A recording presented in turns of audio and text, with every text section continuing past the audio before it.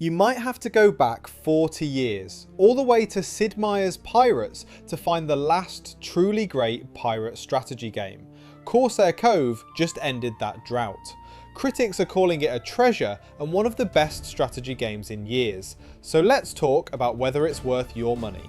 Here's the premise. A band of pirates escapes a prison ship and washes up on a deserted island dominated by a giant skull-shaped mountain.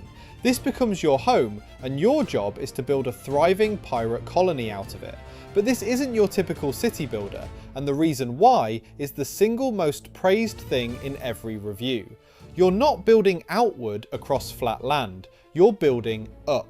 The island is almost entirely sheer cliffs, so your tents, sawmills, taverns and galleys all cling to the rock faces at different heights, linked together by rope bridges, zip lines and lifts. Reviewers loved this.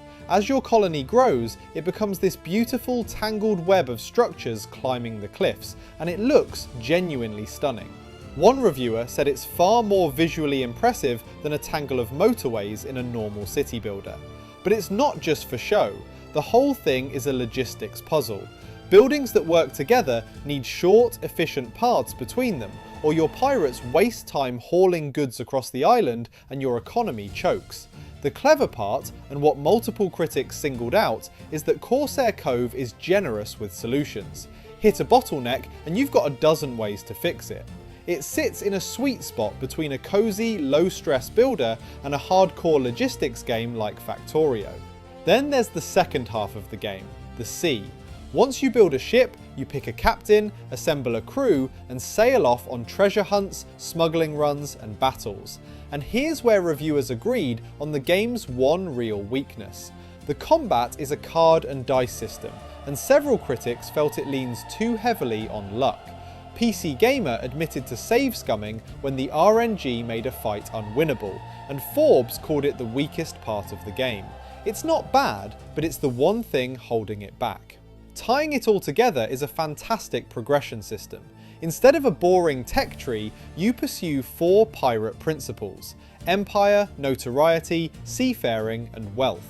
Your choices shape what kind of pirate ruler you become, and it connects your colony and your fleet, so working on one helps the other. Now the honest caveats. In the late game, when the island fills up, the logistics can get overwhelming, and a couple of reviewers wish they could just tear it all down and start over.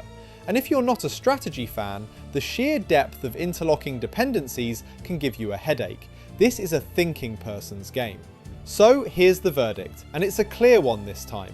Across the board, critics landed in the same place. Scores like 82 from PC Gamer and a 9 out of 10 from others, with everyone calling it one of the best strategy games in years. If you love city builders, logistics puzzles, or you've ever wanted a proper pirate strategy game, Corsair Cove is an easy recommendation.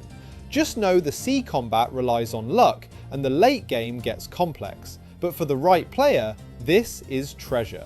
Hit subscribe for more honest breakdowns like this.